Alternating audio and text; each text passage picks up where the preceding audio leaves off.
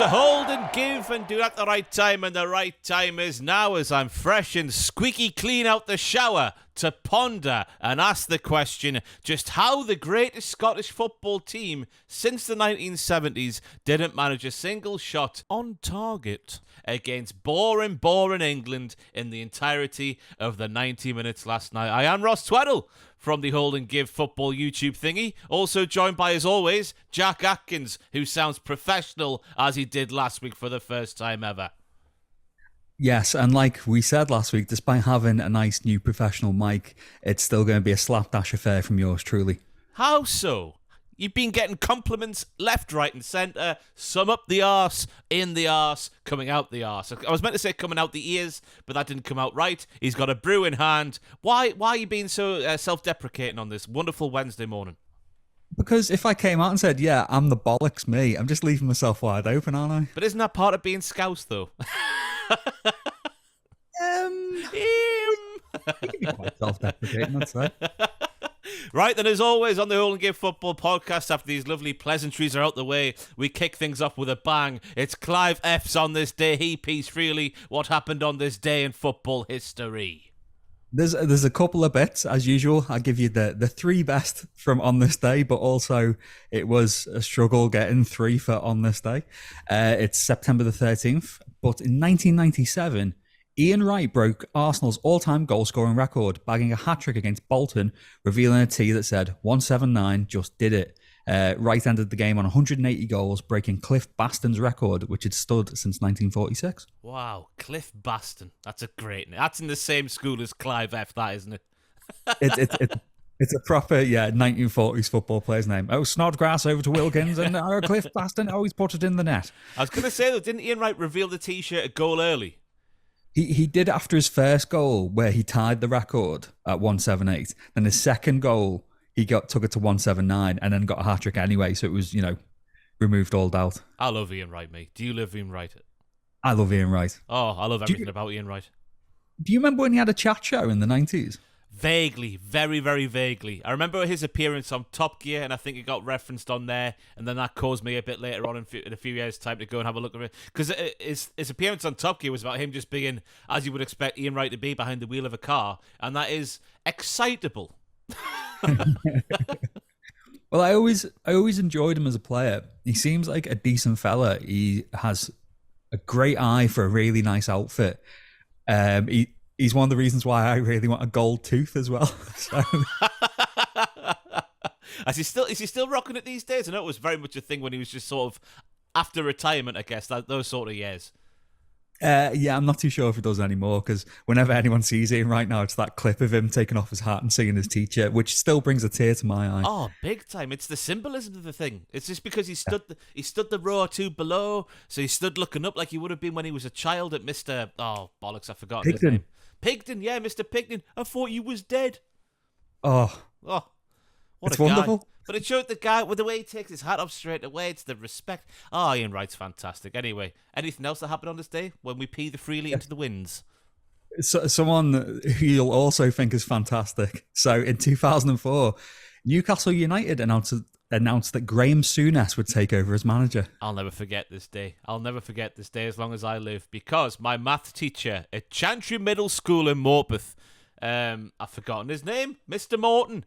He was like he was from the northeast. No, it wasn't Mr. Morton. It was the head teacher, Mr. Mitchell. He was out patrolling the school playground at lunchtime. I think I was in year 7 at this point. And he came over and he was like, Ross, you'll never guess who the new Newcastle manager is. And I was like, who? Because remember back then I was fully on board about the concept of Martin O'Neill being the Newcastle manager. You know, when he was at Celtic doing good bits, they were getting the European finals. I was like, yeah, we'll get Henrik Larsson at St James's Park. Everything will be fine. Can I just say, the portrait behind you makes you look a bit like Jason Lee. Oh.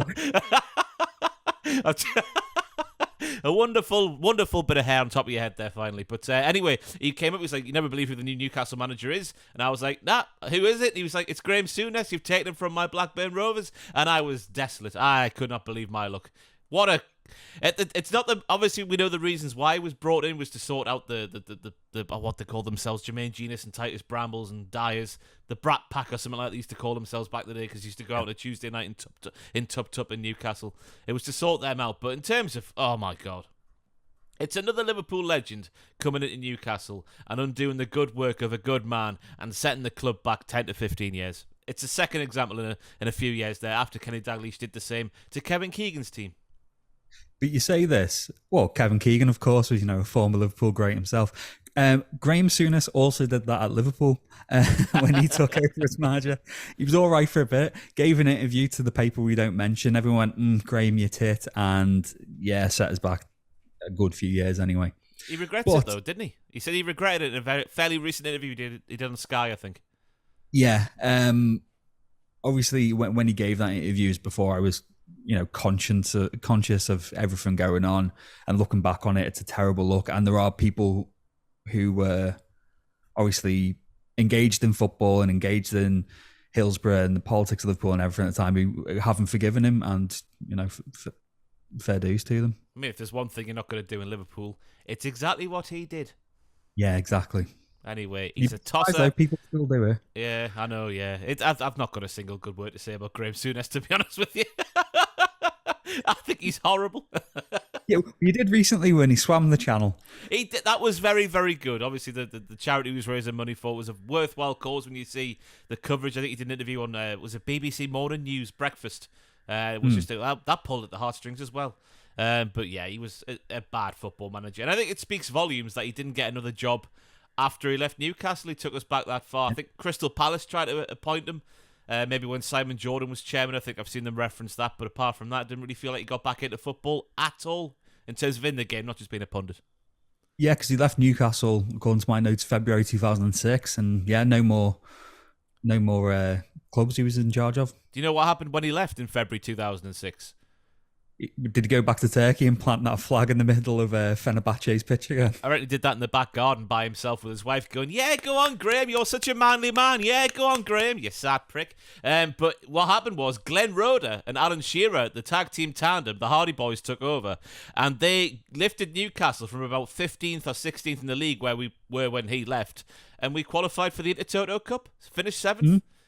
From February to May, and we won that's where the picture of Scott Parker holding the Intertoto plaque with a face like a slapdash came from. The season before that, Glenn Roeder and Alan Shearer turned things around. That's how bad Graham Souness was. Glenn Roeder, God rest his soul, a fantastic man by all accounts, but he wasn't a very good football manager, was he?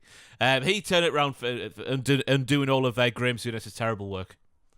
I wonder if it was a case then, and this isn't taking anything away from Glenn Roeder, but if Souness had Shearer with him, do you reckon the players would have played more for him, or do you still reckon it would have been just tepid football? He had Shearer playing for him. It was Shearer's last season, but Shearer, yeah, Shearer, 2005. Yeah, Shearer was playing under the sort of first few weeks of Glenn Roeder's tenure, but then that was that game away to Sunderland. We beat them 4-1, and I think it was Julio Arca tackled Shearer, and he did his knee in again, and that was it. He was done.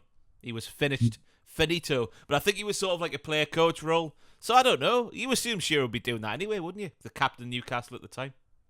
Yeah, but if he starts grumbling, everyone's going to listen to him, and if he starts cheering, everyone's going to listen to him, isn't he? So yeah. We'll never know. One thing we do know though, Ross, is that on September the 13th, 2017, Marco Asensio missed Real Madrid's first Champions League game of the season after shaving his legs and getting an infection. Is that a thing you can do? Yeah, I don't recall this happening. 2017 was a chaotic year for me, so I just can't remember anything about it, to the surprise of no one. But yeah, shaved his legs, got an infection, had a big boil and couldn't pull up his socks. Buy bigger socks, and that's what I would say. That's unbelievable, that though, because been getting into the tattoo game recently. I have, and they've all been on my legs. I'm now trepidatious about getting the old dry leg shave before a tattoo now. Really? Yeah, you'd be fine. After hearing this news about Marco Asensio. Don't worry, it'll be all right. That's what everybody says now. Everything goes wrong, doesn't it? Every single time. Yeah, I had a tattoo the other day, and I'm all right. What did you get? Oh, you got a big snake, didn't you? I got a big snake on my left arm. I've nearly finished my left sleeve, so Ooh. It didn't tickle on the wrist, but the rest of it was fine. Fantastic. What does it mean, though? Because your snack is like chopped up, isn't it?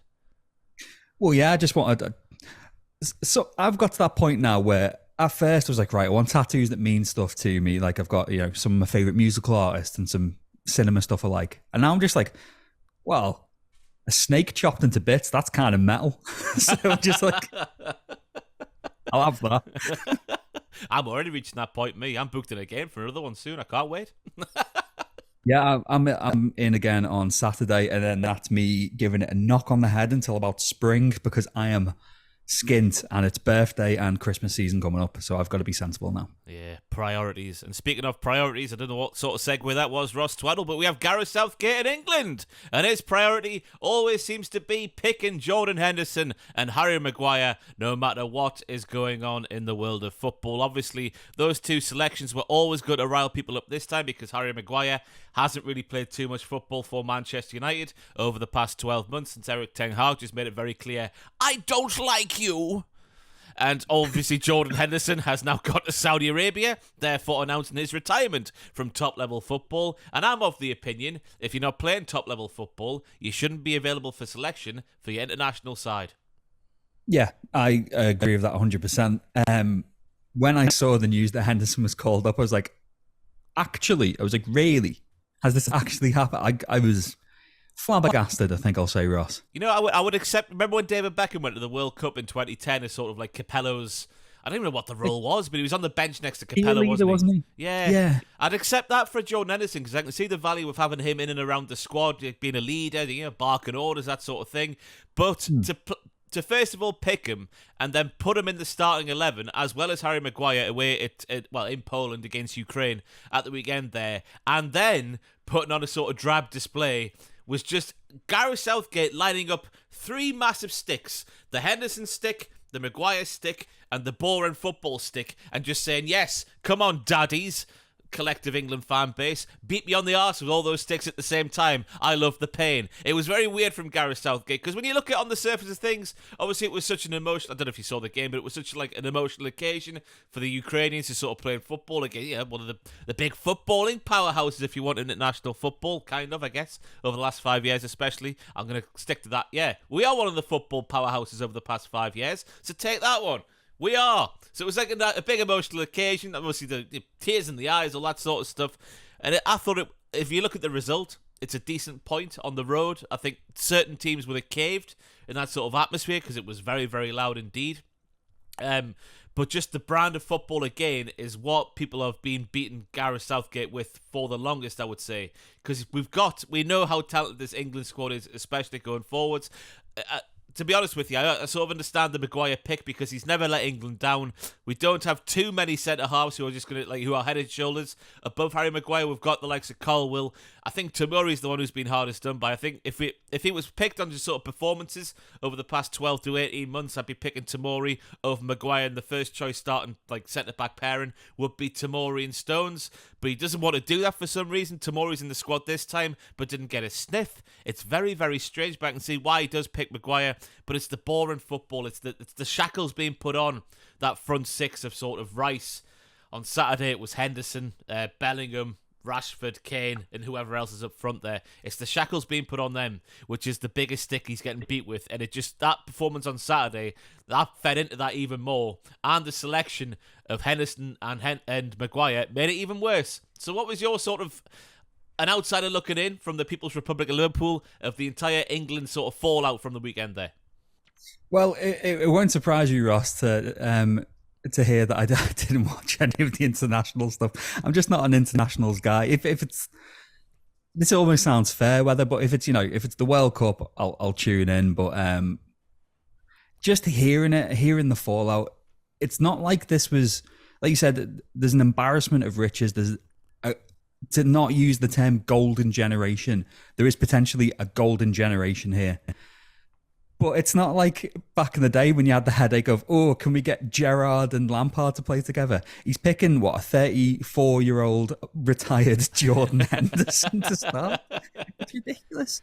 Do you think, because I know you've been a critic of Southgate, do you think if he hadn't done as well as he had in the previous tournaments, obviously him and the team have achieved very great things. They've gone very far. Say instead of making semis, if they only got to quarters, instead of making, if they did a par for an England manager, do you think he'd be out of a job already? No.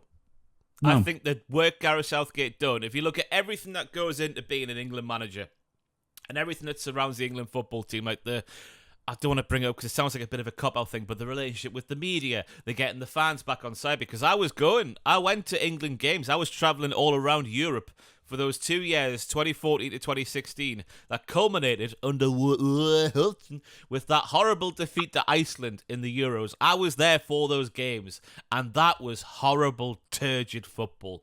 We can't get any worse than that. Now we find ourselves in a position where Gareth, who's been there at international level, I think he's got like 40-odd caps, something like that for England. He's been there and done it. He knows the setup. He knows what works for players. And him implementing what he knew from his playing career on the current squad, it's made the national setup, just everything that goes in to being an England fan and an England player a lot better, it seems. Just on service level looking in, everything that goes into being either a fan or a player has been improved by Gareth Southgate.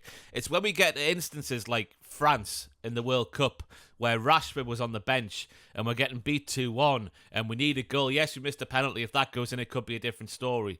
But we needed a goal, and he waited and he waited and he waited, and he was more concerned about not conceding another rather than going for it in a knockout competition. It's those examples that let Gareth Southgate down. So I think the work he's done has been fantastic. I think if he got to a quarter, because again, on top of that, there's no real outstanding candidate, is there, for a replacement for Gareth Southgate? Like Eddie Howe maybe is the top one, but would he leave Newcastle? I don't know. You'd have to ask him what his preferences are. I'm sure the Saudis would give him another 0 or 2 on the end of his contract to make him stay, as things are going at the moment. But I don't think he would have lost his job, and I don't think it would have been right for him to lose his job either. I just think he needs to just live a little.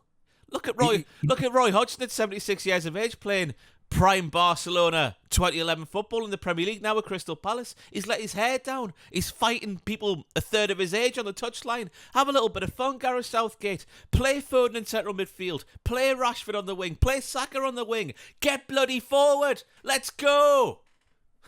Tell you what he needs. He needs Jason Tindall. He bloody does.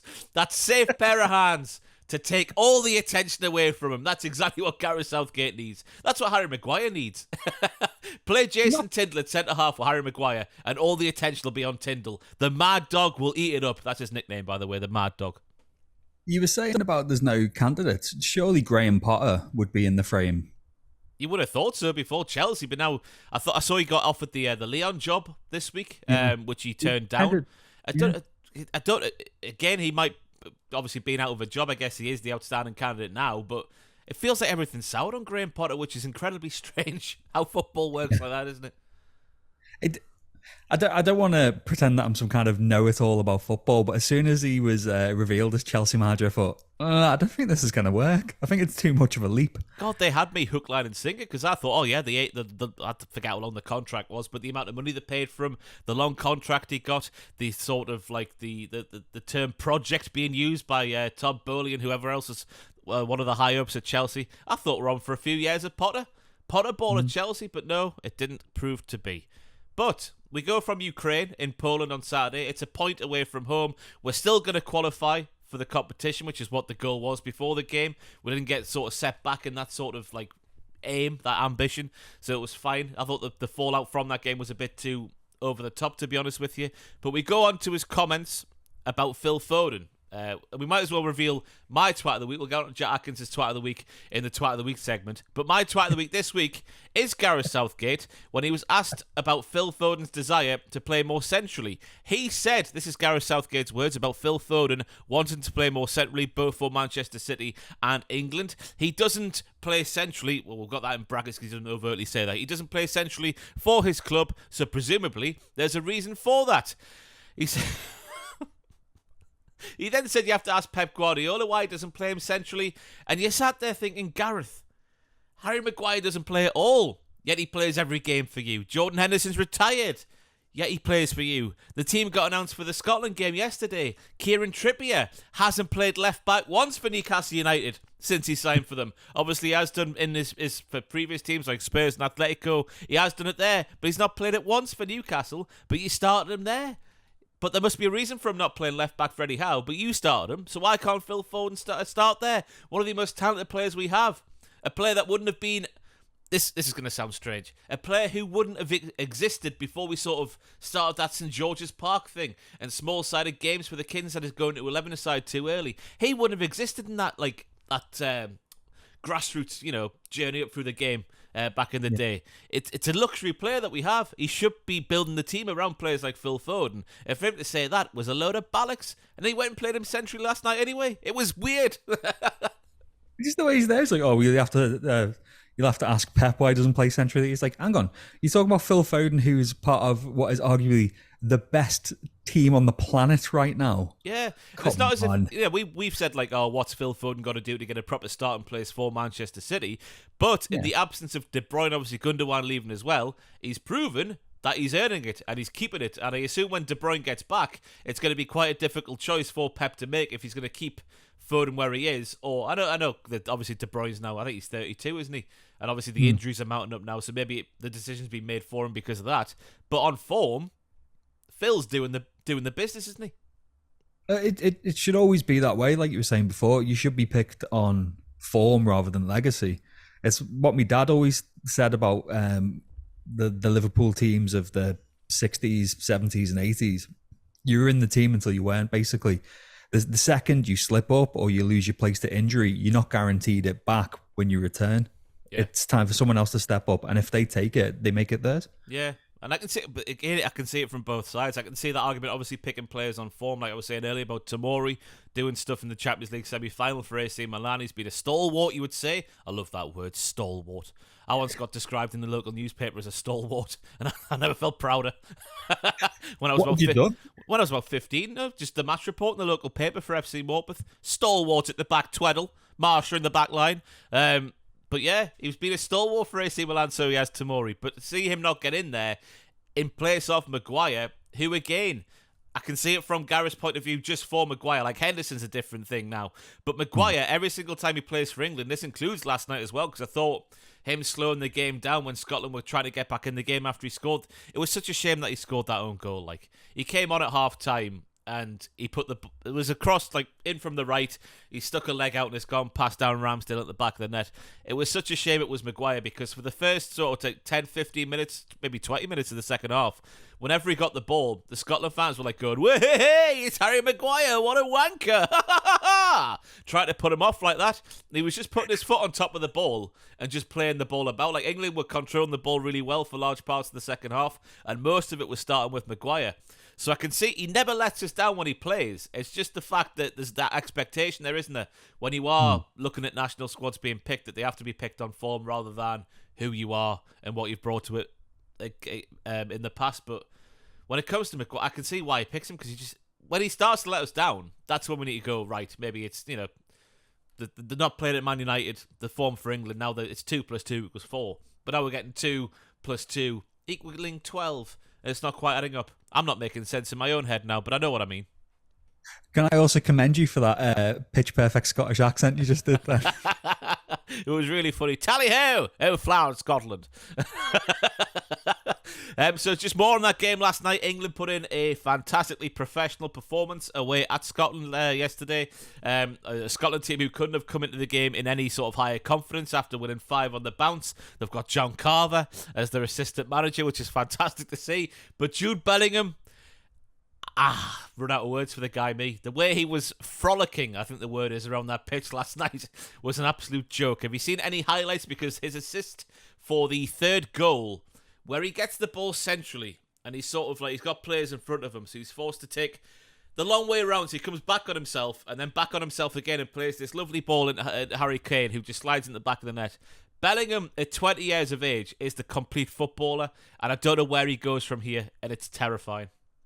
No, I feel a bit sick talking about Bellingham, because someone pointed, it's been the international break, I've just been, catching up on more kind of Liverpool news that had fallen under the radar, and someone pointed out that with all the stuff with Salah and Saudi Arabia coming in for him, in hindsight, Real Madrid got Bellingham for a steal. Yeah, and looking back on it, it hurts even more whether Liverpool actually had a concrete chance of getting him or not. He's superb.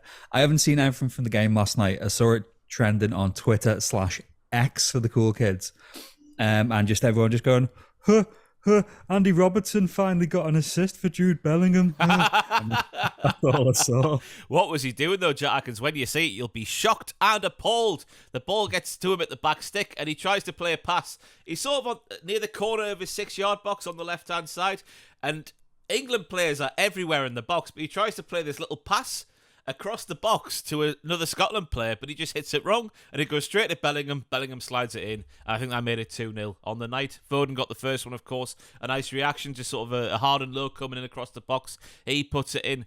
But it was just England. It was just, I think I saw, it might have been soon I said it was the sort of like the boxing match where you got the big heavyweight and he's just holding off his opponent at arm's length. Like Scotland had 10 minutes in the second half where it was brought on by Maguire scoring that own goal, and then they had sort of 10 minutes of pressure where John McGinn, he could have scored a header, but it came off his shoulder and went over the bar. But apart from that, it was very, very easy for England, which was nice to see, because I was thinking, if there's one team, like one Scottish team over the past 20 years who's going to beat this English team, it's going to be this one, but it just didn't come even close to happening. Yeah, it was very nice to see. But again, I think, I was just written down my notes here, I think the decision to bring on Maguire was wrong when there was so much scrutiny for him in a game like Scotland away. He did so well, apart from his own goal. It was such a shame that happened. But you think, like, the reaction he was getting off the fans, the reaction he's been getting off the media, off social media, over the last few days especially, the scrutiny he's been put under, he puts the ball in his own net. Could that see the man crumble? But it doesn't appear to be. Maybe he's just too dim to understand emotion. I think that's something we need to bring into account now. He's headed that many footballs. Is sort of like that emotional part of the brain just might be gone for him. Is that the way to say it? So it's some kind of just like robotic nihilist. He's a robotic nihilist indeed. Because imagine being him. Because we get a little bit with YouTube comments and whatnot, and I'm a bit like, I didn't mean to upset you. But he gets like a million times worse than that, and he's completely fine. He must be made of, well, obviously he's from Sheffield, isn't he? So he was made of steel to begin with, but he's made of emotionless steel. He's from the emotionless steel city of Sheffield. Again, obviously Tomori's on the bench, Colwell's on the bench, but he brought on Maguire at half-time for Gehi, it was, who... Because Lewis Dunk had... Oh, what a game Lewis Dunk had, by the way. That was like a Terry Butcher game Lewis Dunk had last night. His second cap in 5 years. I think he's made 4 squads altogether. This was like his second cap 5 years apart. He was unbelievable sticking his body in the way and everything. It was just there was nothing to really moan about last night. So when England, you said, when they were flying, what was the midfield then that was working best? It was Foden, it was Rice, it was Bellingham. Yeah, makes sense. Rice holding, Bellingham frolicking everywhere, and Foden, to be fair, Foden and Bellingham were both obviously pushing on forwards, and Rice was, being a bit more reserved. Then we had sort of Rashford on the left, Kane on the right, and then who the hell started up front on the right? I can't remember now. England, Scotland? I have to have a look. Saka play? He came on in the second half. Who the hell started the game? People who listen to this podcast going, Ross, what were you doing last night? I was watching the game of football. I can't remember who started up front on the right. Lineups. Where are we? It's got Rice. Oh, God, yeah. We had Rice and Phillips. So this is why we started. Rice and Phillips sort of holding. Then we had Foden, Bellingham, Rashford. But Rashford was definitely left. Foden and Bellingham were sort of floating behind Harry Kane. But in the second half, it went more with 4-3-3, is what I was saying there. But I think the balance... Because Calvin Phillips looked a bit slow on the ball, which I guess was understandable because he barely... I think I saw the stat that he's now played more games for England since he signed for Man City than he's played for Man City. That's ridiculous. It is awful. But again, he was all right. He was a bit slow, but Bellingham and Foden last night were unreal. Disgusting. Well, I take it you're excited for the future of this England squad then, as long as everyone stays fit and keeps their form up and even gets better. As long as Gareth just lets his hair down, just have a good time, Gareth. Let's just get to a tournament. We're getting beat maybe in a game. Just go for it. No regrets, is that famous tattoo said a fair few years ago now. No regrets, Gareth Southgate. That's the only thing that gets me about him. It's just how I can see why he sets up like that, because in the Euros we had great success, like the 2020 played in 2021 Euros. We had great success in keeping things tight for an hour and then going for it. Obviously, in the final, we scored that early goal. But by and large, getting to the final, that game against Germany was a prime example of just sitting in for the first hour and then maybe getting a little bit more expansive for the final half hour. That's where you score your goals. But I just wish that when we need a goal, just go for it. It's so frustrating. Like, you only get one. Is One Direction said, not One Direction, JLS said, you only get one shot to make it right, and you might never get this moment again. And that proved to be the case, especially with France in the World Cup in the winter there. So JLS, Gareth Southgate, JLS. Well, it shows our wavelengths, because as soon as you said no regrets, I've just had No Regrets by Robbie Williams just playing on loop in my head in the background. You know who else had a fantastic song called No Regrets? Dappy. Bollocks, did he? When I was at uni, right, I remember getting in a taxi in my first week of uni because I didn't know my way around Sunderland, and the song playing on the radio was No Regrets by Dappy, and I think it might have got a number 1. It's a hell of a tune. I don't like Dappy. I think he's a weapon. He is a human tosspot. But that song is fantastic. Enough about Daffy. What else have we got on the news? Well, we've got to speak about Gareth Southgate leaping, sort of going against the fam. Well, going against everybody in the world ever, leaping to the defence of Harry Maguire after last night's game. He said, I've never known a player treated this way. He's been an absolute stalwart for us in the most successful England team for decades. He's been an absolutely key part of that. There's no denying that about Harry Maguire. I've talked about the importance of our senior players. He's been crucial among that. Every time he goes in the field, the resilience he shows is absolutely incredible. He's a top player, and we're all with him, and our fans are brilliant with him. He meant that in terms of the fans inside the stadium. He also went on to say, which I haven't written down there, is that sort of like he kept putting it as like, people in our country have made it acceptable for sort of Harry Maguire to be jeered and whatnot. You see the reaction he gets on social media every single time he makes any sort of mistake or maybe even breathes. The sort of reaction on English Twitter, if you want to put it that way, to Harry Maguire from even Manchester United fans, I'm sure will admit they gave Harry Maguire pelters for not playing, but sort of like having the cavorka that he has in his day-to-day life, it would seem. So Gareth Southgate once again leaping to the defence of Harry Maguire and sort of just sticking two fingers up to sort of like everyone who says anything bad against who could be his biological son. We'll learn after this interview. Well, I mean, fair play. I nearly swore that. Fair play to Southgate for doing that, because that's what you want from a manager. You know, if like you said, if Maguire is good for England and gives it his all, then what more could Southgate ask for? As you were saying about the way the fans come up after him, I think it's like what you've alluded to before, that is kind of confidence borders on cockiness, and his decisions in the transfer window.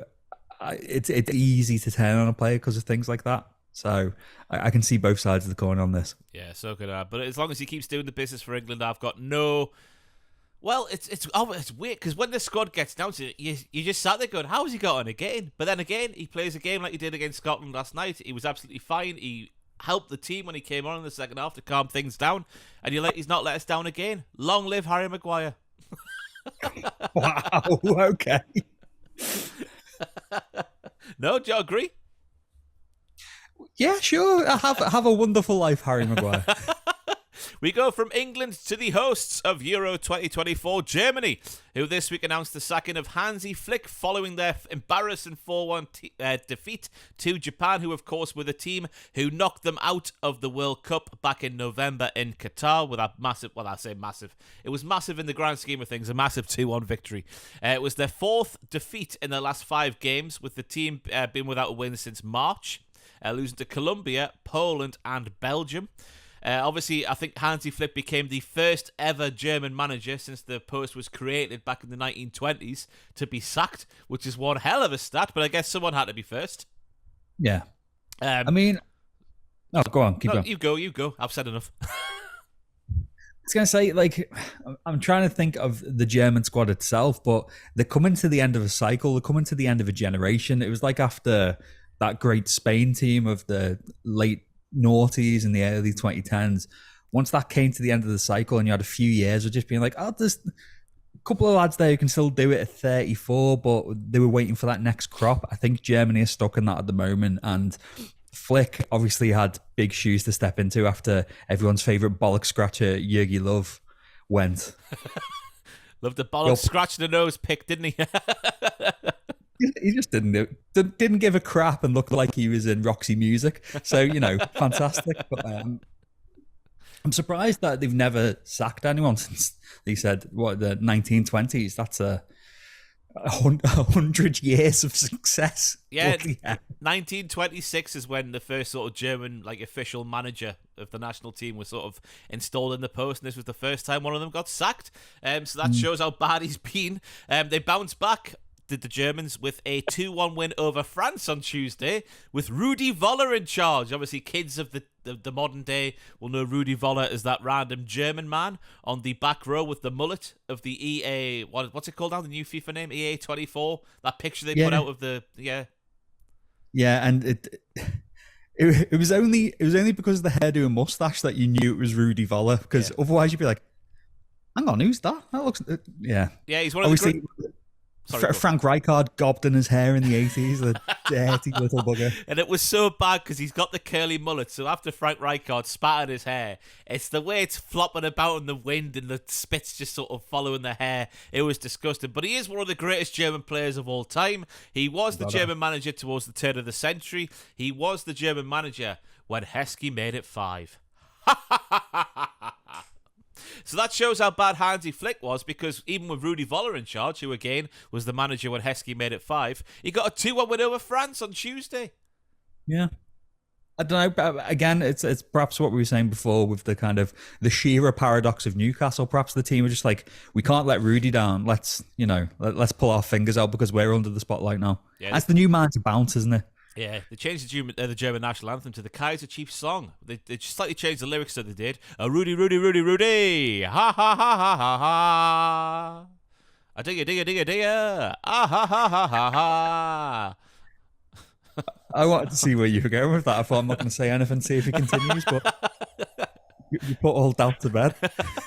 And an update on this story from the Hansi Flick sacking to the Rudi Völler win over France on Tuesday. Liverpool manager Jurgen Klopp is apparently not looking to become the head coach of the German national team, and this comes to us from his agent. Apparently the DFB, which is the German FA, made Klopp one of their priority candidates for the job and was so gagging to get him on board, they were willing to let him do it on a part-time basis until the end of the current season, allow him obviously to continue his role with the Reds from De Kop.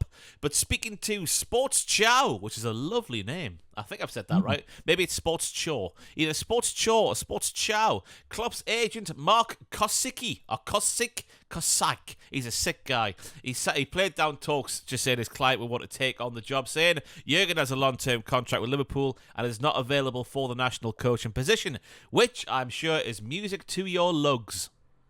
Yeah, because we've only got Klopp for a couple more years, and the way Klopp's done things in the past, when he finishes with one team, he takes a little sabbatical, as a rest, as a pint, and then comes back. I can see him becoming Germany manager at some point, but definitely not after the season started, definitely not on a part-time basis, and definitely not while Liverpool are fighting on several fronts as well. It'd be too much for anyone to take on. If he said, just hypothetically, if he did say, yeah, I'll give it a go, Liverpool and Germany, how would you feel about that? Splitting the difference? I don't know how we'd do it.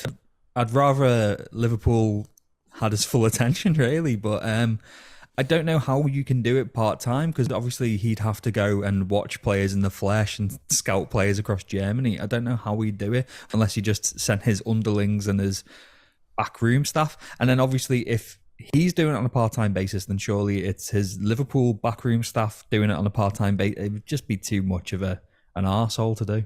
Yeah, it did. He wouldn't have a day off, would he? Ever. No. And he'd probably take up smoking again. I think he gave up smoking, didn't he? I think he did, yeah. He gave up smoking, got some new teeth, got his eyes fixed, had a pint. Those teeth would be yellow within 2 weeks of him doing that if he was doing both Liverpool and Germany at the same time. They'd be yellow as bowels because of the smoking. Is that what happens with tabs? I don't even know.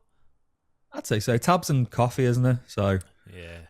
Coffee's a cruel mistress. Anyway, Manchester United winger Jadon Sancho has now removed the social media post in which he claimed he was made a scapegoat after being dropped by manager Erik ten Hag for that game away at Arsenal last weekend. Sancho did have that tweet pinned to the top of his X account, but has now made the decision to take it down, which is adhering, apparently, to Manchester United's wishes.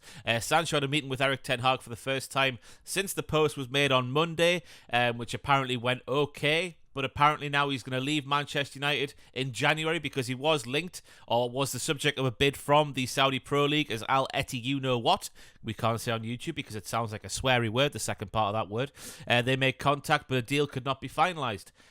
I don't know how I feel about this. In terms of him taking down attention from the post, good, because the old saying, isn't it, just shut up and play your football. If he goes to Al, you know what?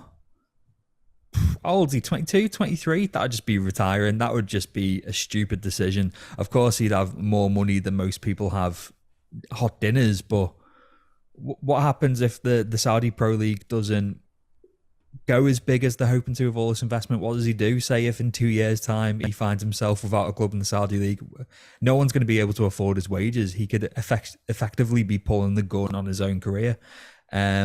So Man United, as we've said many times on this podcast, they're such a bizarre club. Yeah. There just seems to be no structure, no kind of. It's the inmates running the asylum, really. Even though they've got Ten Hag there, who is quite tough on his players and a respected manager, it's just baffling to see. Yeah, I've got to say, because last time we spoke about the Sancho situation on the podcast, I was unaware that when Ten Hag made it public, he was directly asked, oh, what about Jadon Sancho then? So he was just answering a question directly, which is what you want to say from a football manager. So I retract my statements about Erik ten Hag making the entire situation public and blowing it up, because it's good to see a manager being sort of honest in what the situation was asked of him.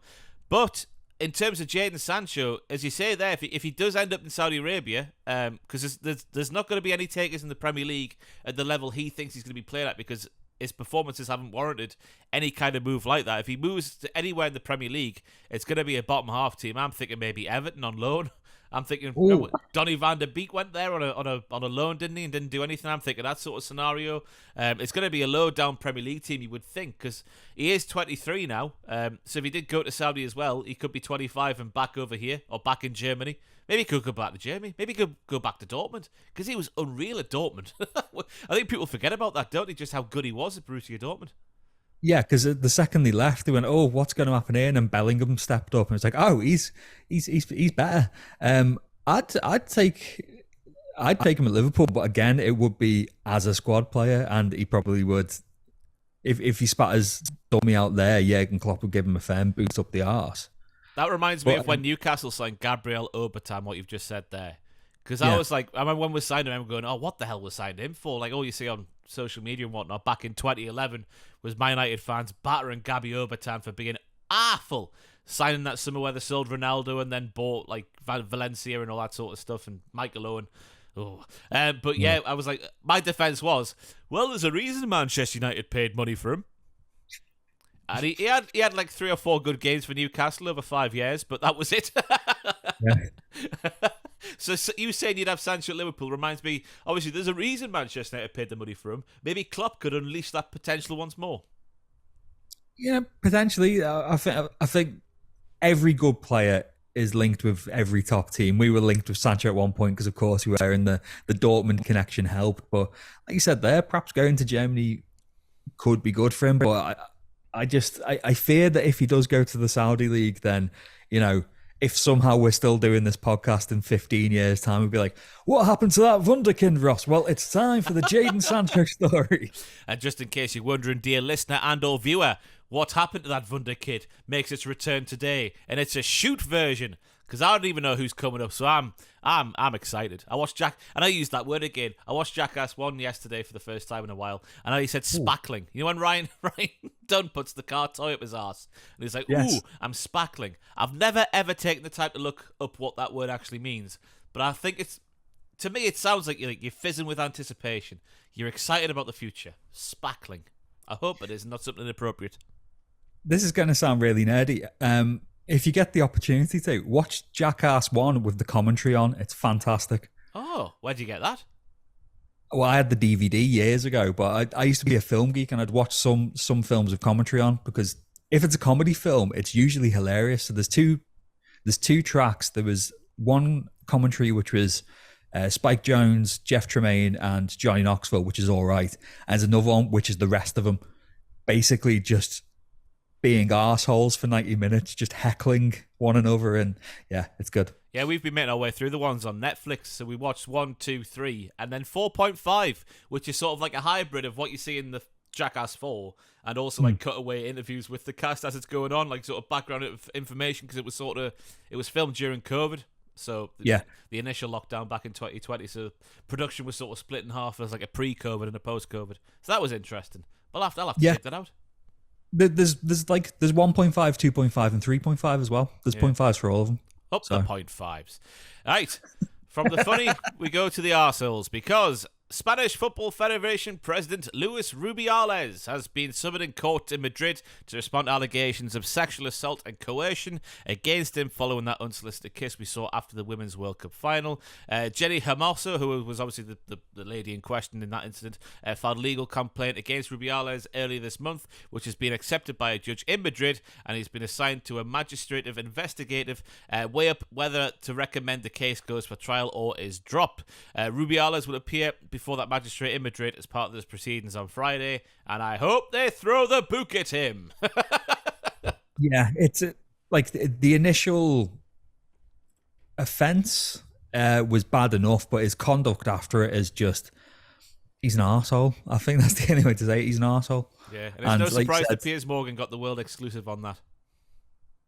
I mean, consider me shocked. Yeah, arseholes love one thing, and that is fellow arseholes. But yeah, it's good that this has been kept in the public eye as well. Yeah, because it's like we said, it was a shame for it to happen anyway. It's a shame for it to happen after, like we said, possibly the biggest Women's World Cup final ever.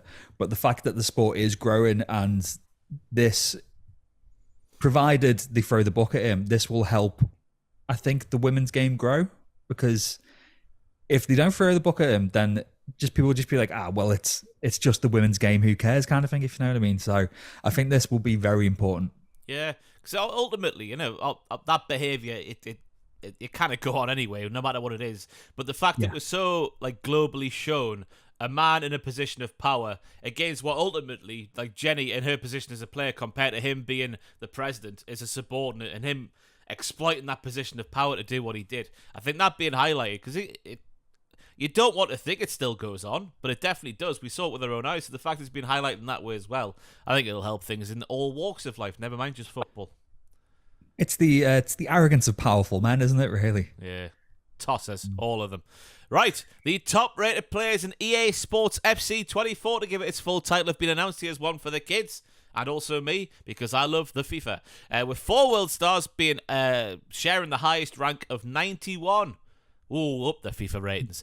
Manchester City duo Erling Haaland and Kevin De Bruyne have got themselves a 91, as has France's Kylian Mbappé and Alexa Putellas, who is part of the Spanish World Cup winning team from the women's game. They've all been given 91. Then we've got the likes of Benzema, for some reason, Courtois, Kane, Lewandowski and Messi on 90, as do, and, sorry, I'm going to butcher the pronunciations here. Oh, Alexa, be quiet. Sorry, she was just shouting at me there because I said something that must have sounded like her name. I've muted her now. We have Aitana Bonmati, Sam Kerr, and Caroline Graha Hansen. Is she Alan's daughter? They've all got a 90 as well. So there you go. The top-rated players in this, EA Sports FC. People are just going to keep calling it FIFA, aren't they? Fancy a game of FIFA? Oh, come on, the FIFA. I'm that old that I still, ISS Pro. I was going to say, yeah, I was an ISS player on the SNES and the N64, so it'll always be ISS in my heart, not Pro Evo. And then Pro Evo changed its name to something else, didn't it? So yeah, I'm an old man, Ross. Yeah, the drop-off of Pro Evo is one of the saddest things in human history. Merseyside Red. I mean, what can I say about Merseyside Red that hasn't already been said? I remember Newcastle got licensed on the last good Pro Evo had like proper kits, and I remember Michael Owen was on the cover. I think it was 2007 or 2008, around that sort of time. And ever since then, Pro Evo's it's gone off the face of a cliff. What they've done to that game is horrible.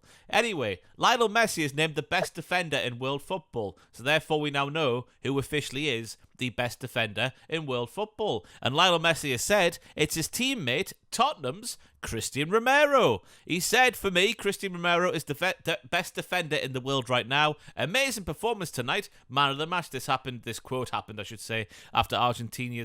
I always do that on the podcast. Argentina's 1-0 victory over Ecuador.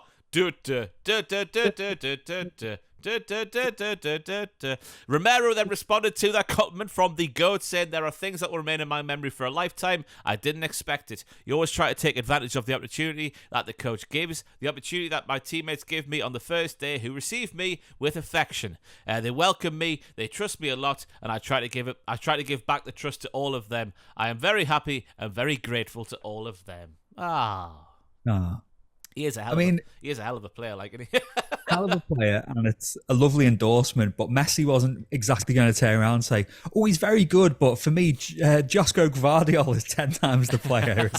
Like, I just thought it was funny how it's a player who we might not have played against in a competitive fixture. You would assume so. Where did Spurs sign Romero from? Christian Romero. I've gone blank on where they signed him from. God, it was from Italy, wasn't it? It was from Atalanta. Of course it was. So he won't have played against Messi in a competitive game. Because he went from... No. He was at Juventus. I didn't know that. Between 2019 and 2021. No. Yeah. So they may have played? Maybe a champion. No, he made no... Well, this is obviously league games. He played no league games, no league goals for Juventus between 19 and 21. Alone, 19-20 season at Genoa. Alone at Atalanta. Maybe he had a Champions League game against Messi, potentially. I don't know. Can't be asked to look either. But he's a wonderful player. But those kind of endorsements, like you said, if you've got a player who's considered the best of his generation, maybe the best of all time, saying you're mint, that could take you to the next level, at least for the time being. And if his form continues, good on Messi for saying that. Nice man, Lionel. Yeah, and he's already popping them in the top bins at Burnley away, so the sky's the limit now. Paul Pogba has been suspended from playing after Italy's National Anti-Doping Tribunal revealed the Juventus midfielder returned a test with higher levels of testosterone. The France international was no new substitute during the game at Udinese on the 20th of August when he was selected for a random piss test after the match. Every time you hear a football player speak about that, they say it's the worst thing about being a footballer, just how long it takes. Yeah. You got to stand there and you can't have a drink. You just got to stand there and wait for it to happen. Have you ever done a piss test, Ross? No. No. Have you? No. Fantastic. Wonderful podcast content. Let us know in the comments down below if you have ever done a piss test. Juventus released a statement saying basically we acknowledge what's gone on, but then they said the club reserves the right to consider the next procedural steps, which you would assume potentially could be the sacking of Paul Pogba. Pogba will now endure a trial and the testing of a backup B sample. He risks a suspension from the game for 2 to 4 years if found guilty of using testosterone, a hormone which increases athletes' endurance. So then, Pogba, what a downfall, potentially. Yeah. Surely if they come down and this is the end of his career. Because how old is he now? Is he 30, 31, or is he younger than we expected because he's been around forever? I think he's the same age as me, so I think he might have just turned 31. He's 30. He's 31 in March. Okay. Yeah, like you said, what a downfall. As they say, Ross, he had the world at his feet, that lad. But anti-doping, it's not to be trifled with. If they find even anything, they'll come down on you. We've seen examples in the past where people haven't registered, the actual prescription medicine, or they've taken, was it Colo Torre who took one of his wife's diet pills and got flagged up for it? So you can't piss around with it with legal substances. Never mind, like you said, if there's the potential to have testosterone in there, then if he has done it, then he's got to be banned. Is there the potential that he's just not had a wank for a while? Is there the potential? Well, if that is the case, then surely that will come out with the B sample. The B sample.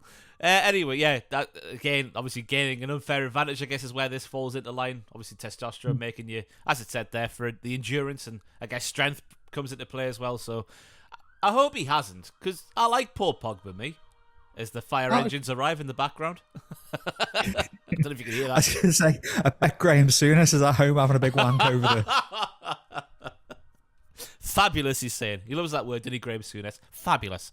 Anyway, Virgil van Dijk has been hit with an additional suspension and a £100,000 fine by the FA for verbally abusing match officials after being sent off rightfully in Liverpool's 2-1 win at Newcastle last month. Van Dijk was sent off, of course, for a foul on Isak, which was deemed to have denied the Newcastle forward a clear goal-scoring opportunity, which it did. The Liverpool captain, who served an automatic one-match ban for the straight red card, refused to leave the pitch straight away and was then seen swearing at the fourth official. And after admitting a charge of breaching FA Rule E3.1, Van Dijk was given an additional game suspension and a fine by an independent commission. As a Liverpool fan, up the Reds, on the cop and all that sort of stuff. Thoughts on this one? Fine. I'm fine with this. It was definitely a red card, like you said. He lashed out. He's not known for getting reds in his career. Obviously, he's lost a bit of his pace. He's not quite the player he once was. The only thing is, and it's the same thing we say all the time, as long as this becomes consistent, I'm fine with it. Because players are always going to swear at refs because they're emotional. Like, you know, it's like being shocked. Say if someone slapped the back of your head, you might just say it, you know, F off out of just reactions. But it has to be consistent. I don't want to see things like we've already seen it this season where it was like, oh, you know, if you're going to mime a card, you'll get automatically booked. And that's already gone by the wayside in some matches. The things with things like this, where's that 100 grand going? Yeah, I know. And why is it only 100 grand as well? Like, obviously 100 grand is a cataclysmic amount of money to people like you and me. But to Virgil van Dijk, that's half a week's wage. Yeah. But again, your point of where it's going is if it's getting reinvested in grassroots football and that sort of stuff for the betterment, you know, of the English FA, good. But if it's going in the back pockets of the big wigs at the top, not good.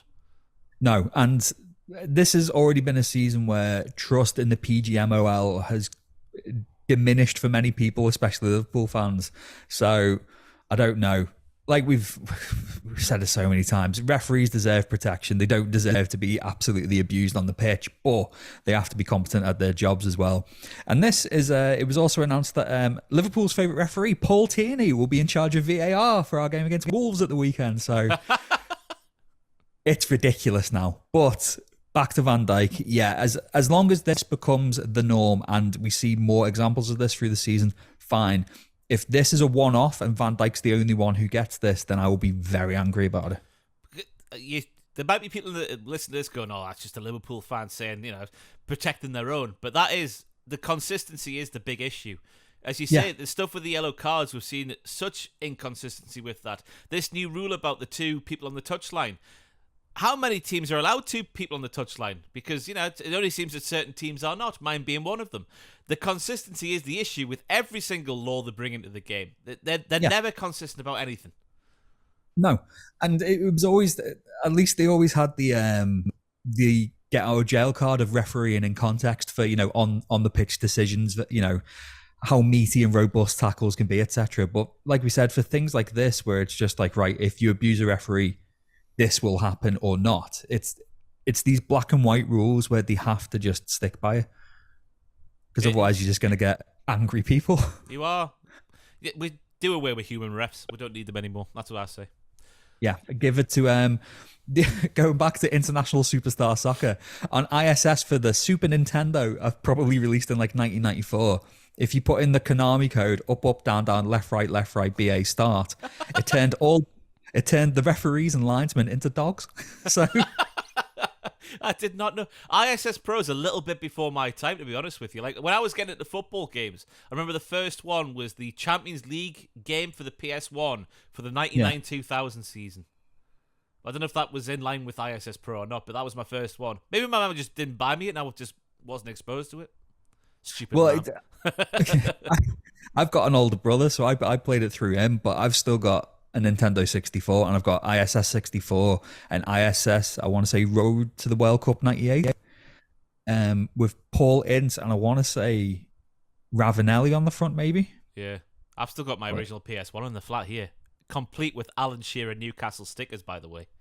Ooh. Should I go and get it? Because I actually want to show it. I'm quite proud of it. Yeah, you go get It it. might take about 2 minutes to fetch the thing, but I'll go and get it. We'll Fine, fast. I'll talk about ISS 64. Go on then. Yeah, so ISS 64. If any of you out there still use Twitter/X, there was an account called, I think it was the ISS Commentator. I'll try and bring it up because it had a crappy audio commentary track to it, like, you know, the SmackDown games and stuff like that. And it was just like, and it's Germany versus Italy, and we have a player's substitution, and just things like that. And there's just this Twitter account that just tweets lines from this commentator, and it's fantastic. It's just like, it's gone in off the right post. Oh! And that was some great filling by me. And there's Ross Tweddell back with the goods. Did you actually talk there the entire time? Yes, I did. Fantastic. So some of the stickers have come off, but the main plate is still there. Just imagine this was entirely sort of covered with Newcastle United sort of like imagery. But here is my original PS1, which has lived with me for the past however many years. But it used to be covered in, like, you know, specially made stickers for the PS1. But there he is. I don't know if this is... That's amazing. It still works. I've kept it in good. If any nerds are watching, there's the back of it. I don't know what any of that means. But there we go. When did I get this bought? 1998 maybe? And it's still with me here in 2023. Original memory card. It's a bit discoloured from top to bottom. But there we go. It still works. I think I last played on it maybe 8-9 months ago. Turned on, had a game of FIFA 95. Fantastic stuff. What you need to get, there was a game called Adidas. Have you ever played Adidas Power Soccer? No. It was made by, I think it was by Psygnosis, which was a Liverpool-based studio. And it was just, you know, a game of footy, but it was basically a big advert for the Adidas Predator boots. And if you were playing well, you got like the special meter, and you could press a button to do the Adidas power shot. And it was an unsavable shot where you'd hit it into the keeper and he'd like roll backwards and throw it in. It was fantastic. It was crap, but amazing at the same time. This sounds like a game I want to have a go on. Because that sounds like the sort of origins of FIFA Street. Do you remember FIFA Street when you get the powerful shot? Oh. My mate Phil has still got his GameCube with FIFA Street, and we haven't done it for a while. But usually me, Phil, my best mate Josh, who lives in Sydney, when we're all together, we'll get a chippy tea, or as you call it, a Chinese meal. We'll get a chippy tea and we'll go around and we'll just play FIFA Street all night. It's fantastic. And we're just sat there going, that keeper is large. FIFA Street, ha, ha. FIFA Street, yeah, yeah. I love the original FIFA Street. I had FIFA Street 2, but not the modern one. I say modern one. It was like about 10 years ago now when that one got released. For some reason, on the original FIFA Street, my little... When you make your own squad in story mode, Kevin Kilban, for some reason, was amazing on that game. He was. I remember Kevin Kilban being very good on that game. As was... Oh, my God. Who was the goalkeeper for Birmingham? Bollocks. It wasn't Mike Taylor. It couldn't have been Mike Taylor. I've got Birmingham and goalkeeper in my head and I can't remember who it was. Maybe it was Mike Taylor. I can't remember. I just remember Kevin Kilban, especially. Just no one could get him out of my squad. Yeah, Zinedine Kilban, as he used to call him back in the day. Manchester United forward Anthony has appeared on Brazilian television to deny allegations of assault made against him by former girlfriend Gabriela Cavallin. The 23-year-old is under investigation by police in both Manchester and Sao Paulo after Cavallin claimed to have been attacked by Anthony on a number of occasions dating back to 2022. With Manchester United that is, releasing a statement to confirm they are aware of the proceedings.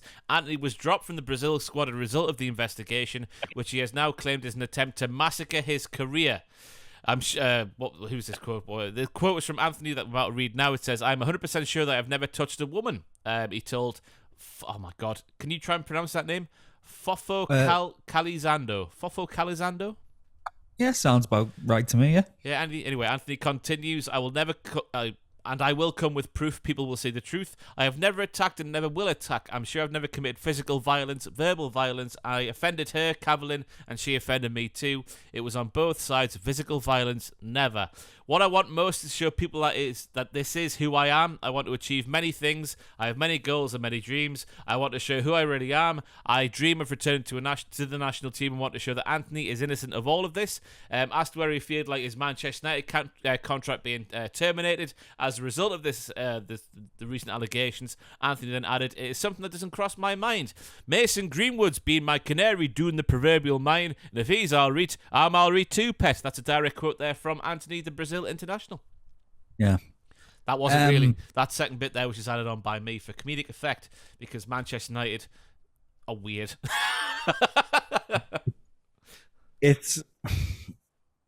It's hard what to say on this, because if proof does come out that he has been abusive to his girlfriend, then they'll keep him on, Jack. They'll keep him on. I mean, yeah, they will, but you'd like to think that they've learned from the Greenwood thing and just kind of release him for his contract and send him away. And if he is exonerated or whatever, then move on from it. But again, until we know more about this, can't really say anything definitively, but you just hope that he hasn't, for everyone involved, really. Yeah. Man United have added to this story by confirming that Anthony's return to the club has been postponed. They put a statement out saying Manchester United acknowledges the allegations made against Anthony. We as a club condemn acts of violence and abuse. We recognise the importance of safeguarding all those involved in this situation and acknowledge the impact these allegations have on survivors of abuse. 2 other women on top of this have come forward making statements claiming Anthony was violent towards them, and a statement again had to be released by Anthony which read, "I have agreed with Manchester United to take a period of absence while I address the allegations made against me. This was a mutual decision to avoid distraction to my teammates and unnecessary controversy to the club." He goes on to reiterate his innocence in that statement once more. Again, we'll have to wait and see what happens with this one, but it's so soon after the Greenwood one, and it being, involving a Manchester United player and how they handled the Greenwood situation, it's not the best thing to see, is it? No, it's not nice regardless of who's involved. It's not nice regardless of the industry involved, but and this might not be the thing to say, but Man United need to kind of get a hold of their players. If they've got so many, I don't know, like rash players, I think is the only word that comes to mind, in the private lives and stuff like that. It's, I don't know, something needs to change. Yeah, big time. We go from that sobering news to the highlight of the week here on the podcast. It's the normal order we do things in. We go from the football news of the week to the highlight of the week. Jack Atkins, I'll let you go first this time. What is your highlight of the past 7 days? This was a really nice one. It was, I don't know if it made the rounds really outside of Liverpool Twitter and Liverpool news, but Liverpool, when we sold off our old training ground of Melwood, and it was to be redeveloped, and our players and the training facilities moved to the AXA, but the club have U-turned and bought the ground back, and it is now a proper training facility for the women's team. So Melwood is now, it's still part, because it's important to Liverpool's history, but it's now for the women's team, and they were welcomed back into Melwood last week. The red carpet was there was a guard of honour, and it's nice to see LFC finally taking the women's team seriously, because for a long time they didn't. Especially, I think, in the 2000s, I think Everton women's team were quite good when it was, Arsenal right at the top of the tree, and Everton women's were really good. Liverpool never really took it seriously, but now, obviously, we've got Missy Bokens, and she's amazing, but it's nice that they've finally thought, rather than sending them to kind of train and play the games at Tranmere, we're a multi-billion-dollar club. We should be able to run this no problem, and it'd be nice to see some more investment. Are they like an actual part of the football club? What was that, sorry? Are they actual part of the football club, or are they like standalone football club, the women's team? No, they are part of the football club, because, when there's the kit launches and everything, it's the men's and women's teams launching it. But it's just, for some reason, we just never paid attention to it from a business point of view. But it was really nice scenes. Did the club buy it back off Carragher and Fowler? Because I'm sure I read a few years ago that Carragher and Fowler have purchased Melwood after it you move to the new one. Yeah, because Fowler has always been involved in property development because it was one of the chants in the 90s. It was, we all live in a Robbie Fowler house, a Robbie Fowler house. Him and McManaman, basically, as soon as they made any money, someone said, property. And they went, yeah, fine. And I think as well, I didn't get the quotes up, but as well as being the home for the Liverpool women's team, they are still going to do things with the community there and helping, kids who might not have access to really good footballing facilities. So it's just nice all around by the looks of it. Yeah, big time. That's wholesome news, isn't it, for the highlight of the week? My highlight of the week is just something that's got so much sass. There's the link on there if you want to click a Jack and so you can see it with your own eyes. But basically, Ronaldinho has recently been involved in a Barcelona Legends friendly game. There was a pitch invader after the game, and that sexy bastard himself has just dropped the shoulder to evade a pitch invader. The footage, as I'm going to play now, will speak for itself if you're watching on YouTube. If you're not, just imagine Ronaldinho from 2006 dropping a shoulder, but there being no ball at his feet, but instead a pitch invader entering his personal space.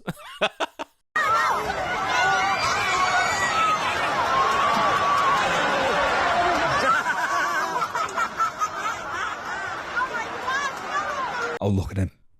He's...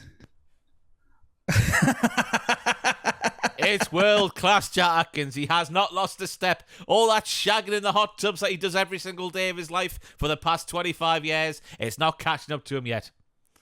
He's just, he's amazing. That was wonderful. It's the fact that he seemed to go in slow motion. I thought he was taking the piss at first, but he's absolutely done that pitch invader a kipper. It's fantastic, isn't it? And that is my highlight of the week. We heard my twat of the week earlier in the podcast. It is Gareth Southgate for his comments about Phil Foden. Well, he doesn't play there for his club, so presumably that's for a reason. While I pick players who don't play anywhere for their clubs, but play them for a reason. Who was your twat of the week, Jarkins? Well, again, this is going to be very Liverpool-centric because I've had a Liverpool-centric week. And it's a similar vibe to Gareth Southgate's terrible team choice. It's the Yashin Trophy panel. I don't know if you've seen this. Not a clue. As part of, the Ballon d'Or, you got the Yashin Award for the best goalkeeper. And Alisson wasn't in the running for best keeper. And that's fine. It's subjective. But, regardless if Liverpool had a bad season or not, Alisson is potentially the best keeper on the planet. I mean, Aaron Ramsdale was nominated after a season so good that Arsenal replaced him. It's... Ter Stegen was in there. It's ridiculous. But this is part of me really. Why am I getting wound up for this? I don't put too much credence into things like this, the Ballon d'Or, even the Oscars, because there's agendas and headlines that get in the way of recognizing actual excellence. With the Ballon d'Or, I don't like the fact that it's just oh, well, he scored 50 goals, so he's the best. It's what about defenders? What about midfielders? What about keepers, etc.? Awards are bollocks at the end of the day. If you could... Trophies, if you're going to play for points or if there's a tournament and you win something, that's fine. But an award is too subjective. And this... How is Alisson not in the running for the best keeper on the planet when, in my opinion, and probably the opinion of a few neutrals, if he's not number one, he's in the top two? He's up there for sure. I mean, I can see why both Ramsdale and Ter Stegen were also nominated. That's not discrediting. I know Ramsdale dropped off towards the end of the season, but before that, he was amazing. But to see Alisson not in there, because again, we were putting together our teams of the season on this very YouTube channel a few months ago. Go and have a look if you want to see that for last season.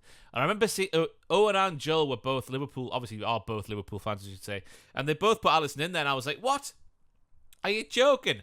They had a crap season. What are you talking about? But then when you go back and look at Alisson's performances in a vacuum, he was outstanding, wasn't he? He was our player of the season. He's the only reason that we managed to kind of claw anything back from her. Because without Alisson, we would have been bollocks last season. Again, it's my Liverpool bias is showing through a little bit, of course. And like you said, not taking anything away from Ter Stegen or from Ramsdale, but it's just a bit mad, isn't it? Yeah, it is a bit mad. Hopefully he gets his flowers soon. Hopefully when Liverpool win the Premier League again this season. What a load of bollocks. Anyway, it's time to debut a new segment here on the Hold and Give Football podcast, which I've titled, Welcome to Brighton and Hove Albion fullback Purvis Estepinian. What are you talking about?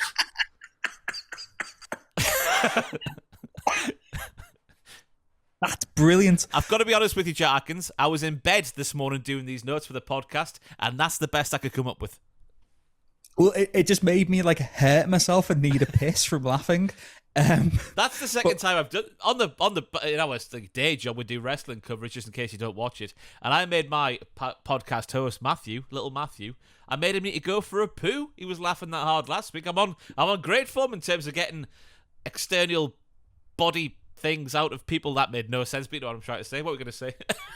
Well, I was going to say I've got to give a shout out to Jordan Powell on Instagram, because he DM'd me in the week saying, pitching this as an idea.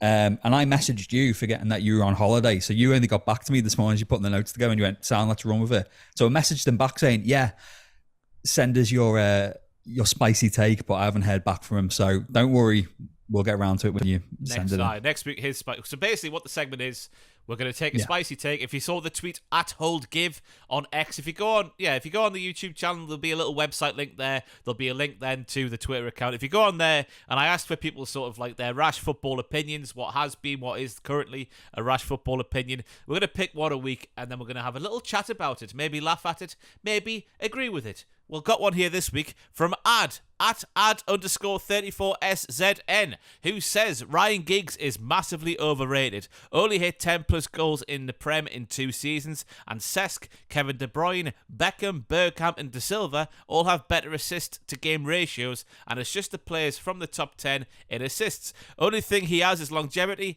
and being peak in United teams, Now, we picked this one because I think a lot of people obviously love Ryan Giggs.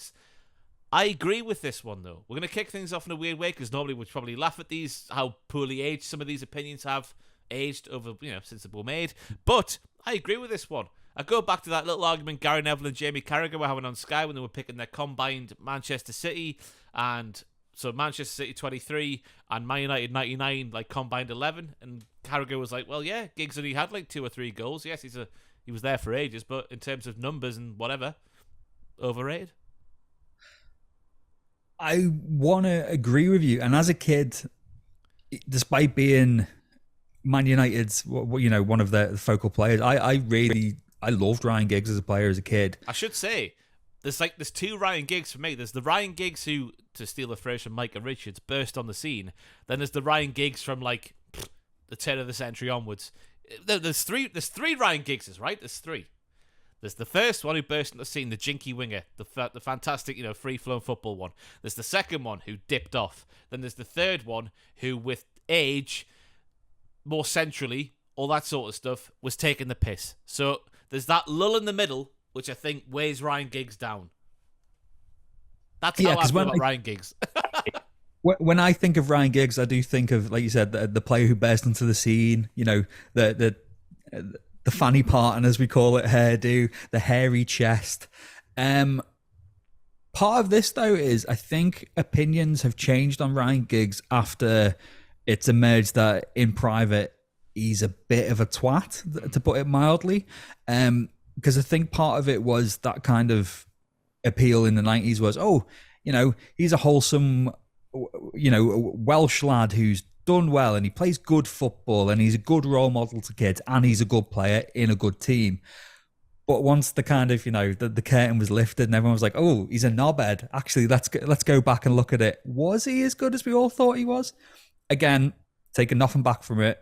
You don't stay in that Man United team for as long as you do without being mustard. But yeah, in terms of, like you said there, compared to other numbers, if you're going on the numbers alone, it's not great, is it? No. I'm sure the comments will be happy about that one. But there we go. That's what the segment's going to be. It could be your opinion next week if you reply to that tweet @HoldGive on x.com. And then we might pick it. We'll pick one a week and then we'll make our way through them. So there we go. That was the brand new segment on the podcast to give it its full title. Welcome to Brighton Hove Albion fullback Purvis Estepinian. What are you talking about? It's time for my favourite segment now. It's what happened to that Wunder kid. Are you all right there? I love a convoluted crap. And if you want to make a jingle for these segments, please, ross@holdinggive.com. Use royalty-free music so we don't get copyright claimed. I'm accepting all offers. Who is the Wonder Kid this week? Fill me in, Jack Atkins. Craig David me. So, I'd alluded to this one a few weeks back. And again, not every Wonder Kid was going to have the potential of a Pato or a Bojan.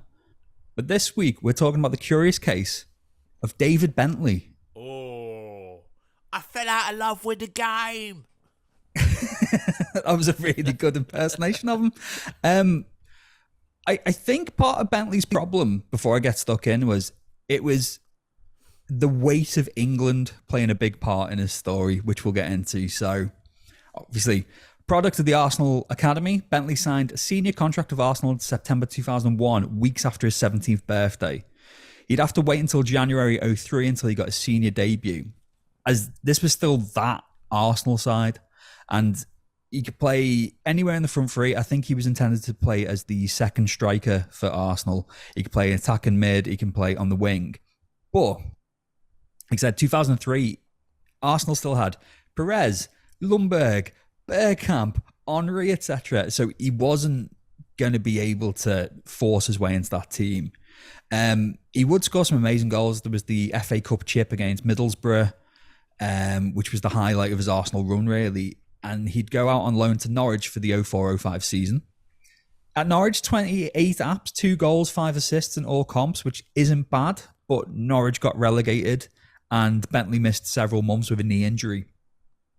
He'd return to Arsenal, would hand in a transfer request in search of first-team football, and would later admit he had lost his enjoyment for the game amidst personal problems around this time. So it's already seeming like it's the kind of, we've seen it time and again, young, prodigious talent, big spotlight, and already the kind of money and pressure getting to him. Yeah. Because he'll admit that, early in his career, he had a bad gambling addiction as well. So it was the kind of the pressures of fame. But anyway, he handed in his transfer request to Arsenal, didn't get a permanent transfer straight away. 05-06 joins Blackburn on loan, and the deal became permanent in January 06. But that first season with Blackburn, Rovers finished 6th. Bentley got 5 goals in 35 appearances with a hat-trick against Man United to his name. And he's 21 years old at this point, and everyone's like, okay, this is looking decent. Arsenal have let something slip here. 06-07, even better. 22 years old, hits form. 51 appearances, 7 goals in all competitions, including, as you were saying last week, a swaz against Salzburg in Europe. But then here's where it started to go wrong for it, in my opinion, because they were calling him the next Beckham. Yeah. He was young, handsome, English, and could swaz them in. A dead ball specialist with the right foot. Of course, and even when he played for the under-21s in England, he had the number 7 shirt and all that kind of stuff. He kicked the ball like Beckham as well. He had that motion with his arms flapping like a bird. Yeah, he definitely styled his dead ball technique on him. But like Steve McLaren even said he could be the next potential Beckham after calling him up to England B in 2007. And how are you going to live up to that? It's tough. And then he didn't do himself any favours. Bentley was called up to the under-21 England squad for the Euros, pulled out citing fatigue, and Stuart Pearce was kind of like, okay. And the image was soon painted in the media that Bentley thought he was bigger than he was. I remember when he was a player thinking, oh, he's a bit of a cockney white boy knobhead, really. Well, he had the hair, didn't he? He was always had the slick back hair, or highlights and tips and that sort of stuff. Little goatee I can picture on his face as well. Yeah, and what was it? Soccer AM when he hit do you remember this? When he hit a free kick off a building into a dumpster across the street and won a Rolex? No. Do you not remember that? I think it was his agent, or his agent bet him a Rolex that he couldn't do it and he hit it. But all this kind of stuff, it's the kind of someone who he exuded confidence, which can rub people up the wrong way. But still, he had another impressive season in 07-08, even after these Beckham comparisons. He had 9 and 47 in all comps. He had a Beckham-esque free kick against Italy in 07, and he was the first Englishman to score at the new Wembley Stadium. That was the 21 game, wasn't it? Yeah. Yeah. But then after this, his performances caught the attention of Tottenham. Man United were apparently hovering, but he went to Tottenham, shelled out 15 million for him in July 2008 on a 6-year deal, and he's 23 years old. And everyone thought, right, here we go. He's done well at Blackburn in a Blackburn team that were good at the time, but kind of, operating above their station, I think it's fair to say. Comes into Tottenham, started strong, hit a thunder bastard against Arsenal in his first league goal. By the way, if you've not seen that goal, kids, my God, he's about 40 yards out. Almunia's slightly off his line, and he just hits it up in the air, and it dips perfectly into the goal. With no run-up or anything, because the ball, I can't remember who goes from, I think Genius to Modric to someone else, and the ball doesn't touch the floor. And yeah, David Bentley, one touch, volley. No power or velocity of like his body momentum behind it, but it was an incredible goal and still holds up to this day. But after this, his form dropped and he found himself in and out of the squad. So that first season, 35 appearances, 2 goals. Not a great return for 15 mil in 2008, but still 23 years old, adapting to a new team. Okay. 09-010, he makes 15 league appearances and he'd been pushed out of the squad by Aaron Lennon because Aaron Lennon at this point was absolutely mint. So yeah, 20. For some reason, I've got 24-3 in all competitions. Yeah, 24 appearances, 3 goals in all competitions, 15 league appearances. January 2011, he joins Birmingham on loan, starts strongly, loses form. You know why his Spurs career didn't work out, by the way, before we get into his teams after Spurs? Go on. It's because he wore the number 5. Do you think? Yeah. You're never going to succeed being a winger with number 5. What about, remember when Clint Dempsey had was it number 2? Exactly. Excuse me. That was at Spurs as well, wasn't it? Yeah. Yeah. I mean, I'm a stickler. I like seeing a good 1 to 10. Yeah, so do I. But 5 for a winger is a disgrace. Yeah. But Sorry, regardless. Continue. He's at Birmingham. It's all right, yeah. He's at Birmingham on loan, starts strongly, loses form, 15 appearances and 1 goal. In the 11-12 season, joins West Ham on loan in the Championship, but a knee injury rules him out for 6 months and he returns to Spurs for his treatment and rehab. And then in 2012-13, he joins FC Rostov in Russia on loan and he played 8 times in all competitions. Returns to England, nearly ends up at QPR, but rejoins Blackburn on loan in February 2013, but only plays 5 times. And at age just 28, he's released by Spurs in June 2013 and retires a year later, unable to find a club at 29. Yeah. So everything I've seen about him, like all the comments online, people saying, obviously Blackburn fans, have a soft spot for him. Other people saying that move to Tottenham ruined his career, whether that was through his fault or not. And then other people saying that whenever they met him, he's a really nice, despite this kind of image of a Jack the Lad, really nice guy. And like you said, he fell out of love with football. He'd had a gambling addiction early in his career. He went on, I watched his interview from Fletch and Sav in 2016, and he's kind of upfront. He says he didn't think he had the right mentality to succeed at the highest level, and he said he wasn't like robotic enough to kind of block everything out and just focus on the football. He had things in his personal life and, the problems of being in the spotlight, and he just couldn't get away from it. And he said that was one of the reasons why he went to Russia, because he just wanted to just go and just play football and have it be fun again. And he's kind of alluding to the fact that when he came through in Arsenal in the early 2000s, he said it was just amazing fun, because obviously he still had like Ray Parlour and some of the old guard there who, admittedly probably had a pint at lunchtime and that, but he said it was that kind of atmosphere of just being the players who came up when it wasn't ridiculous sums of money getting thrown at them, but still playing at a high level. And he just said that football stopped being fun for him and he missed those early days and he just wanted to be anonymous and play football. And it, again, made good money, had some amazing highlights. Like we said, the first Englishman to score at the new Wembley. No one can ever take that away from him. And as is often the case of these Wunderkinds, even if they don't reach the heights that we believe they would, they still have very good careers that anyone would be envious of. But it's just potentially too much too soon, as is always the case. Yeah, what might have been. I think David Bentley's definitely one of them. Because look, as you say, when we got to Blackburn, you're thinking, oh, So, do you remember back in the days of LMA Manager? I used to play that from time to time, and Bentley would always be rated really low. I'm like, what? Why is he so low? And then he got to Blackburn, and he was rated really highly. I'm like, well, here we go. Then this is David Bentley. He's arrived. But then it's just that move to. I don't know what would have gone on. The managerial merry-go-round at Spurs back then won't have helped. I think he would have been. Was he being signed by Wande Ramos, and then Harry would have come in? Is that around that sort of time? And then he played under Harry because it is when Redknapp was at QPR. He was trying to bring him back in. Probably from the door of his car, but. It's weird that you're saying that the Spurs managerial roundabout back then, it hasn't been going on constantly for the last 20 years. I can't imagine that would help in that situation. But then he would think that Harry Redknapp would be the perfect manager for him, being a sort of Jack the Droopy the dog himself. Yeah, I think another who, as weird as this sounds, another manager who may have been good for him may have been Mourinho. Obviously, timeline doesn't quite add up, obviously, but Mourinho, as we've seen, he can be an arsehole. He can be blunt towards players he doesn't like. But if he has a good talent there, he will put his arm around them, and he will.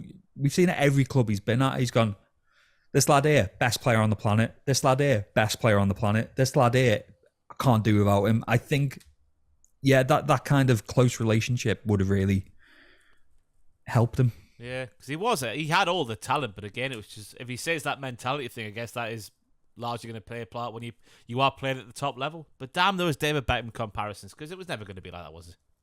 No, exactly. Especially so soon after Beckham. We're not talking like 10, 15 years removed. We're talking... Beckham would have been in the squad at the time.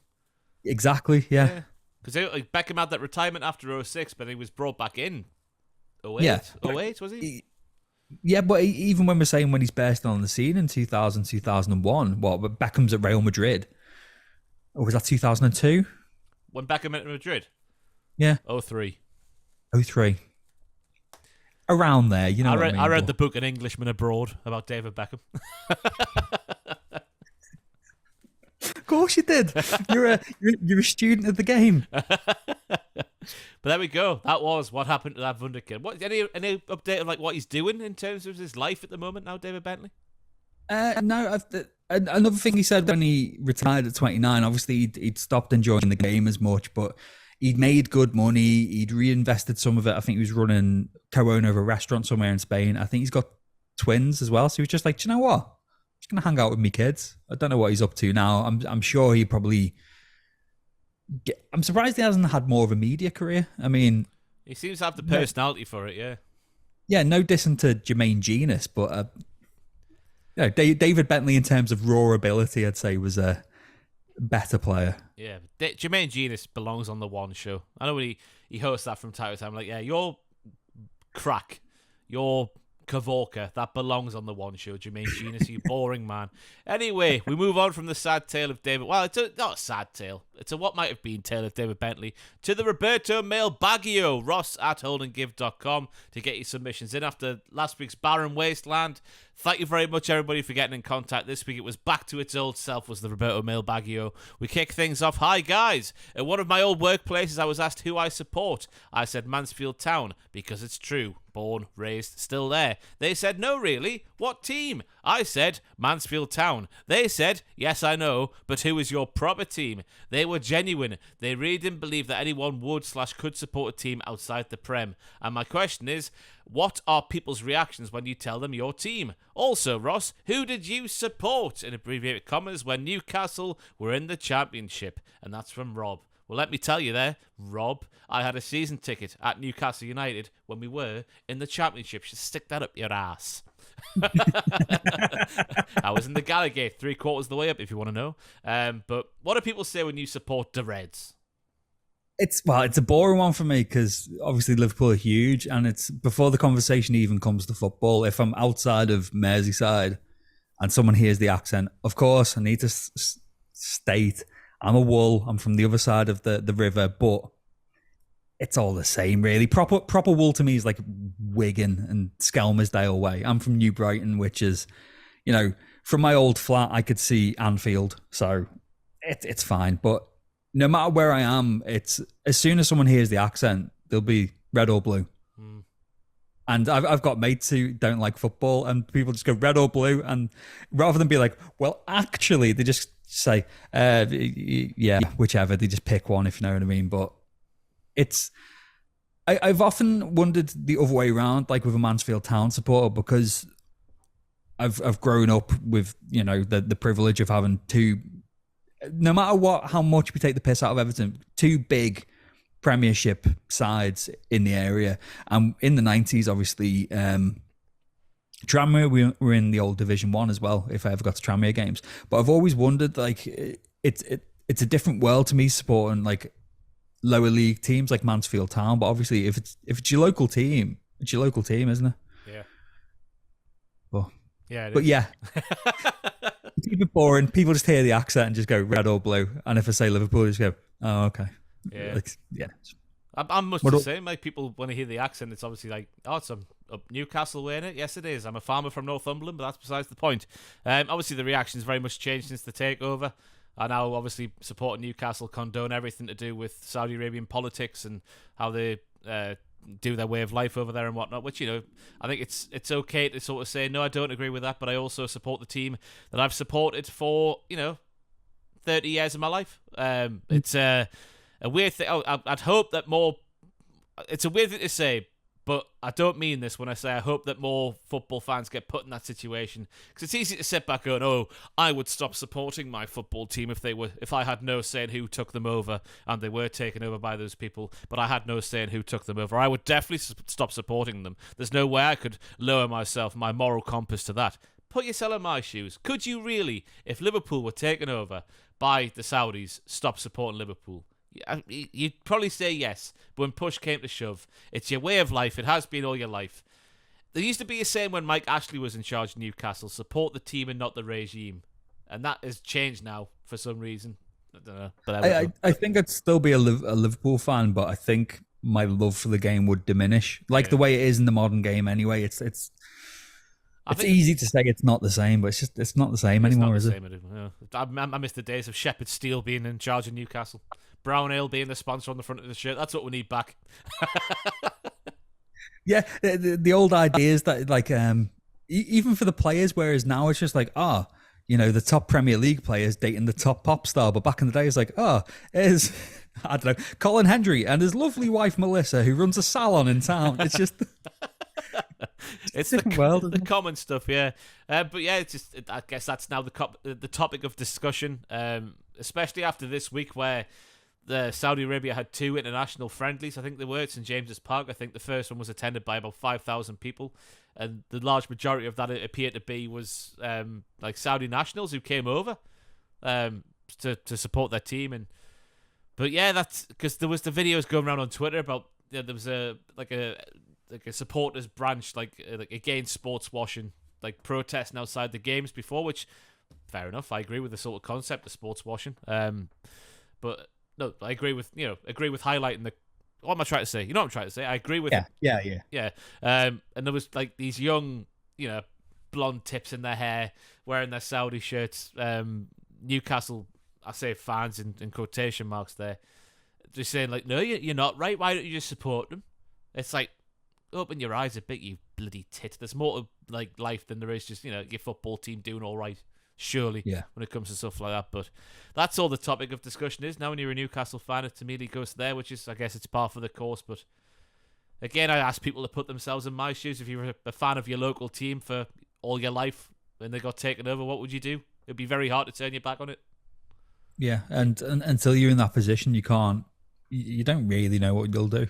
No, you don't. It is. It's weird. It's a horrible thing to try and wrap your mind around, but that's a different discussion for another day, I guess. We move on the Roberto Mailbaggio. Hello, pleasant boys. I only recently got into football thanks to COVID, Ross streaming FIFA, and an older game offered for free, which was Football Manager 20. Yes, it may have taken months off my life, but I don't see those people take a team from the Vanarama North to win the Prem in 10 years. I'm still learning about the important players and teams, and one way to do that would be to associate... oh my God.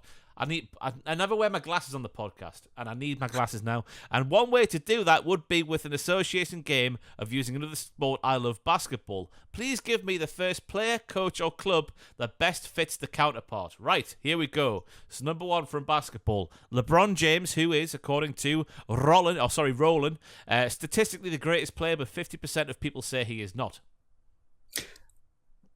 I'm going to say Pele. I thought that'd be just either Messi or Ronaldo.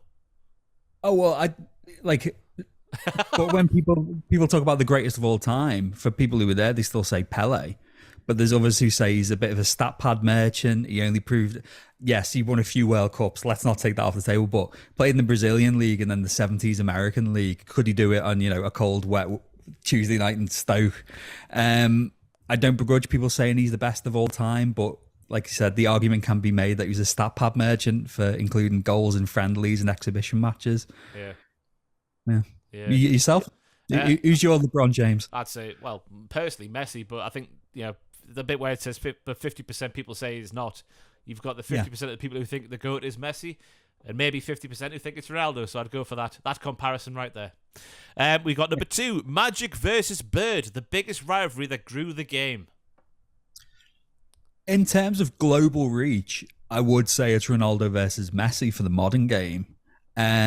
Historically, I think it just all depends where you are, because we've seen it grow from we've seen it in general over the last 100 years. The game has grown from like local to association to, the bigger stage. So even local derbies or whatever.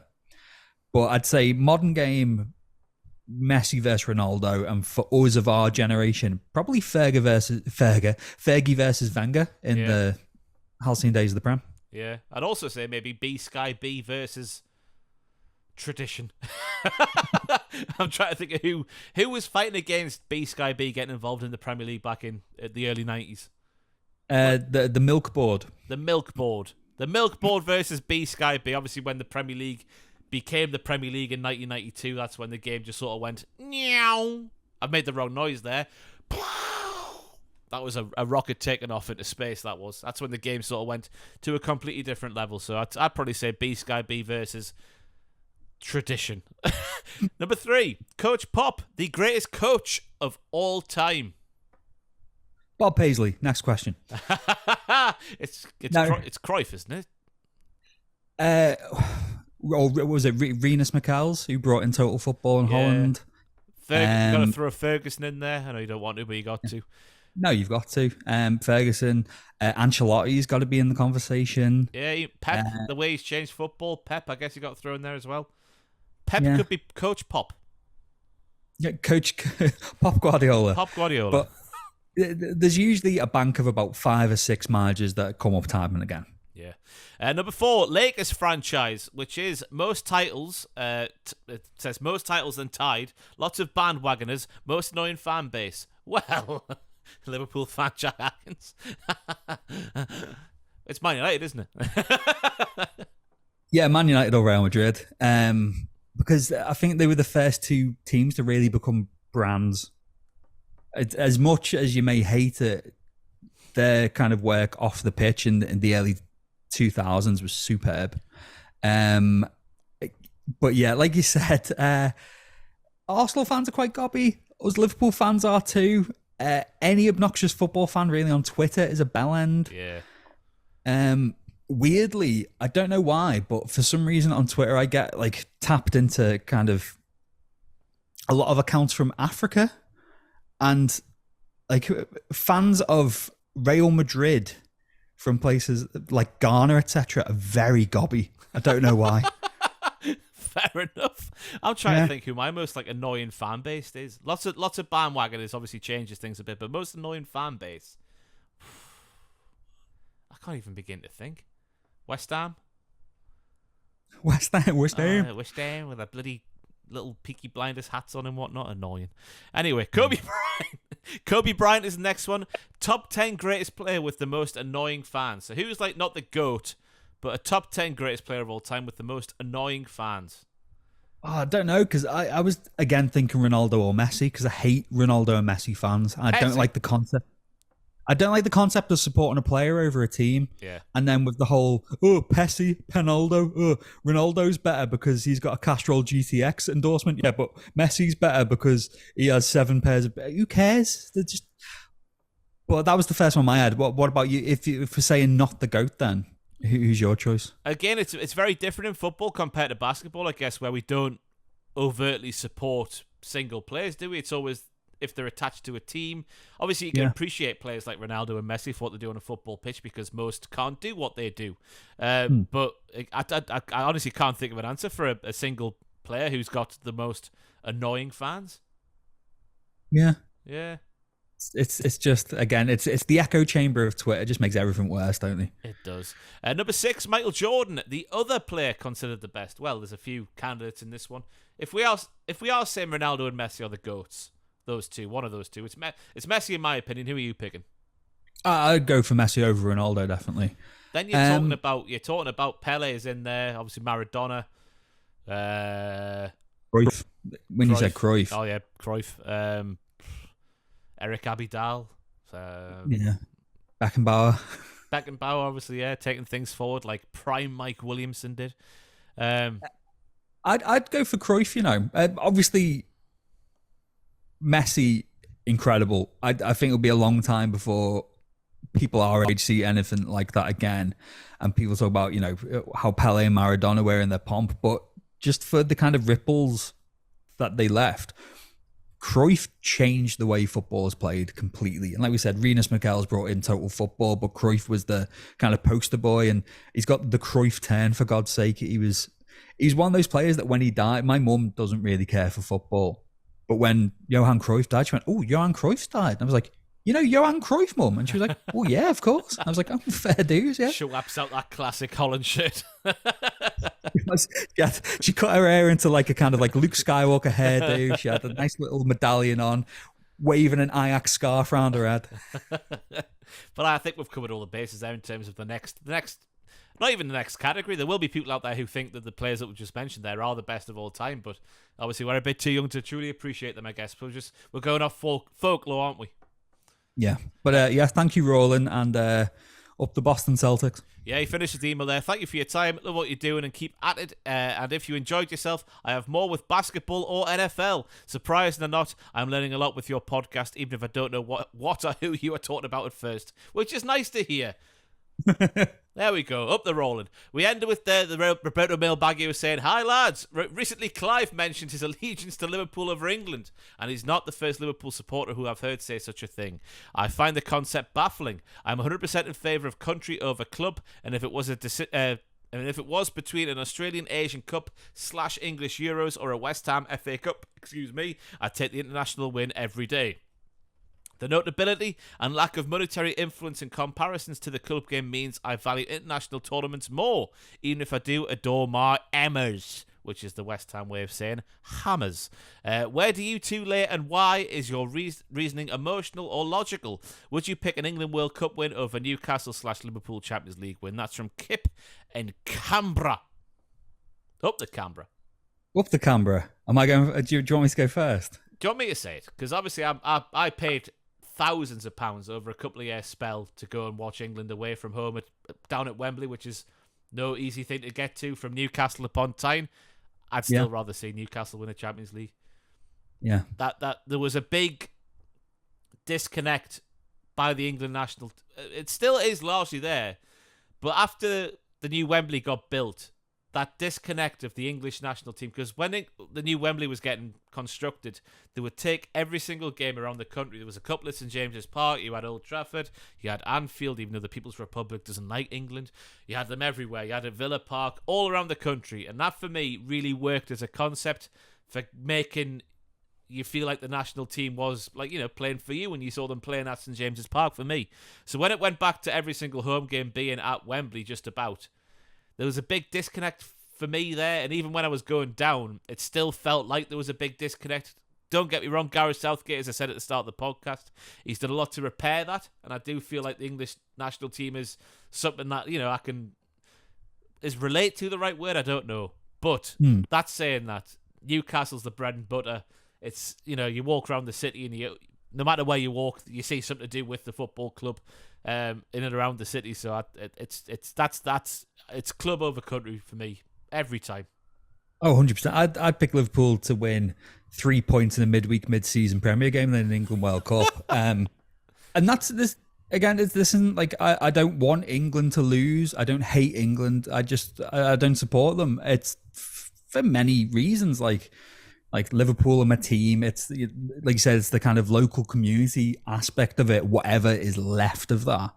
But like our manager's German. Our biggest and most important player is an Egyptian Muslim. And for me personally, my family historically are from all over the place. My dad was born in Germany. His side of the family are Welsh. My mum's side of the family are from the Dingle in Liverpool, but originally branch of her side of the family are from Denmark. So the idea of Englishness doesn't really... Like, I lived in Canada for a few years. I don't really... I'm not arsed. I'm privileged, obviously, to have grown up in England in all right conditions, but... And... It's the other side of it as well. I can't stand Kyle Walker. I can't stand Harry Kane. I can't stand Man United's Harry Maguire 355 days a year. I'm not suddenly going to start being like, come on, our boys and internationals, especially if there's no Liverpool players in the squad, and doubly so if there are Liverpool players in the same tournament for different nations. So last night, if I was given the choice of cheering on Harry Maguire or cheering on Liverpool's Andy Robertson, I'm going to hope that Robertson has a good game because I want his form to continue. But what about the historical battles between the English and the Scots? Yes, of course. Yeah, well, let me tell you. Oh, that William Wallace, let me say. But what do you like during qualifiers are one thing, because the way they do qualifiers now, it just feels like we're going through the motions with the qualifiers, because it is just England should beat every single team, maybe apart from Italy. That's been quite interesting this time, but England should beat just about every single team they're in a qualifying group with. That's just the way it's structured. I don't agree with it. It should be more exciting than it is. Yeah. But how do you feel when you get around to a major tournament, though? Do you not get caught up in it a bit? No, well, I get caught up in the tournament, like especially the World Cup, because obviously you and I spoke at length before the last World Cup that I hated the fact it wasn't in summer, because I love the World Cup, but it's almost weird because I kind of go into it as a neutral. I don't care who wins. I don't care who goes through. I just hope no Liverpool players make a tit out of themselves. I hope no one gets any bad injuries. I just like the atmosphere of it. And for me, it's usually those weird games where on paper it looks a bit crap, but be a belly, be like, 2:00 today, cancel your plans. It's Iraq versus Cameroon, and it's going to be amazing. It's seeing stuff like that. And it's the other side of it as well. And obviously, football's for everyone. It's fine. You can watch football, love it to your heart's content. But it's when you do get, not the bandwagoners, but the people who just watch the tournaments and like, come on, England. And I'm like, that's all very well. And especially with the Women's World Cup, please support them afterwards, because that's the only way the game's going to grow for the women's side rather than the men's. Yeah. But when you're seeing all these Johnny-come-latelys just jumping in on it, it's like, no, this is our party. Let us have fun with it, kind of thing. Again, it's for everyone, but I do love the World Cup. The Euros less so for some reason, but I nearly swore again. I love a proper summer World Cup. Oh. Euros look forward to next summer in Germany. There we go then. That was the Roberto Mailbagio. Get yours in to ross@holdandgive.com. Get them in there. More the merrier. I love a hard mailbag, if that makes sense, where you're struggling to pick a three, because there's that many good submissions. And we had that this week. We had like 8 or 9. So thank you very much to everyone who emailed in. Keep that up. Right then. So that's the end of the podcast. I've been Ross, joined by Jack Atkins. I'm sure that the title will be something to do with Gareth Southgate or Harry Maguire, one of the two. We'll try and come up with that after we're finished. I'm messing up an outro once again, Jack Atkins. Any closing remarks before we go away? I've been holding in a piss since laughing at the Estepinian comment from before, so... Enjoy your piss. But yeah, my head's just saying, please don't piss yourself on camera again, so it's fine. Again? I've probably done it at some point. Oh, right, I thought there was documented footage there of you just getting a wet groin. Anyway, with the thought of Jack Atkins' wet groin fresh in your mind, it's time to end the podcast. I've been Ross, joined by Jack Atkins, and we'll see you next Wednesday, sometime in the afternoon BST time. Depends on the export time, Takes a while, doesn't it? Yeah.